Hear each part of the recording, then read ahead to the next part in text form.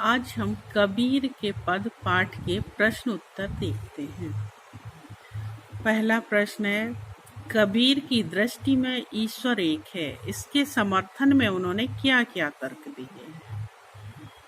उत्तर है, कबीर ने ईश्वर को एक माना है, इसके समर्थन में उन्होंने निम्नलिखित तर्क दिए हैं। सब जगह एक ही पवन और एक ही जल है, सारा जगत एक ही ज्योति से प्रकाशित है, जिस मिट्टी से भिन्न भिन्न बर्तन बनते हैं उसे बनाने वाला ईश्वर एक है। सारे भिन्न रूपों में उसी एक का निवास है। अर्थात जिस प्रकार कुम्हार मिट्टी से तरह तरह के बर्तन बनाता है, उसी तरह ईश्वर पंच तत्वों से मानव का निर्माण करता है। सेकंड क्वेश्चन है, मानव शरीर का निर्माण किन पंच तत्वों से हुआ है? मानव शरीर का निर्माण जिन 5 तत्वों से मिलकर बना है, अग्नि, वायु, जल, पृथ्वी एवं आकाश। तीसरा क्वेश्चन, जैसे बाड़ी काष्ठ ही काटे, अग्नि न काटे कोई, सब घट अंतर तू ही व्यापक, धरे स्वरूपे सोई। इसके आधार पर बताइए कि कबीर की दृष्टि में ईश्वर का क्या महत्व है?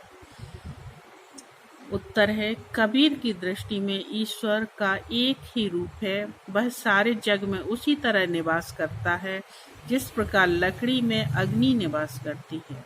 इस प्रकार बढ़ई लकड़ी को तो चीर सकता है, किंतु उसमें निहित अग्नि को नष्ट नहीं कर सकता।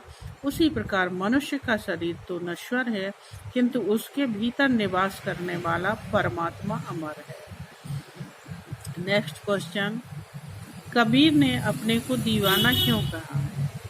जब कोई किसी के प्रेम में पूरा डूब जाता है तो उसे दीवाना कहा जाता है।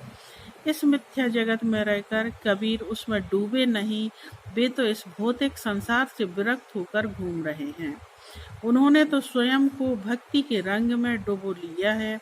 वे पूर्ण रूप से प्रभु भक्ति में लीन हैं, इसलिए कबीर ने स्वयं को दीवाना कहा है। नेक्स्ट क्वेश्चन, कबीर ने ऐसा क्यों कहा है कि संसार बोरा गया है?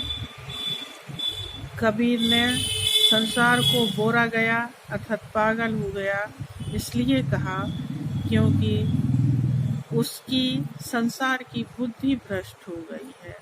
यदि संसार को ईश्वर प्राप्ति के लिए कोई सत्य बात बताई जाए तो उसे विश्वास नहीं होता, और कोई भी उन्हें झूठी बात बताए अर्थात आडंबर बता दे तो उसे विश्वास हो जाता है।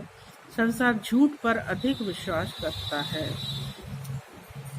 कबीर ने नियम और धर्म का पालन करने वाले लोगों की किन कमियों की ओर संकेत किया है? कबीर ने नियम और धर्म का पालन करने वाले लोगों की मुख्य कमी यह मानी है कि वे परमात्मा से कोसों दूर हैं, वे सच्चे ज्ञान को नहीं जान पाए। नेक्स्ट, अज्ञानी गुरुओं की शरण में जाने पर शिष्यों की गति क्या होती है? अज्ञानी गुरुओं की शरण में जाने पर शिष्य भी भव सागर में डूब जाते हैं और उन्हें भी अंत में पछताना पड़ता है। लास्ट क्वेश्चन, बाह्य आडंबरों की अपेक्षा स्वयं आत्म को पहचानने की बात किन पंक्तियों में कही गई है? उन्हें अपने शब्दों में लिखिए। बाह्य आडंबरों की अपेक्षा स्वयं को पहचानने की बात निम्न पंक्तियों में कही गई है।